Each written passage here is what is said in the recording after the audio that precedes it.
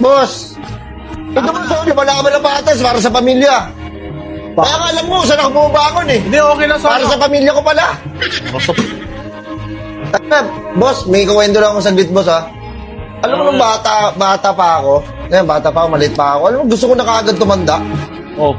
Tumanda na ako, gusto ko na bumalik sa pagkabata. Kasi ito na pala yung tunay na laro ng mundo, no? Ng buhay. Ito na pala talaga yun. Kala ko, masaya maging matanda, hindi pala.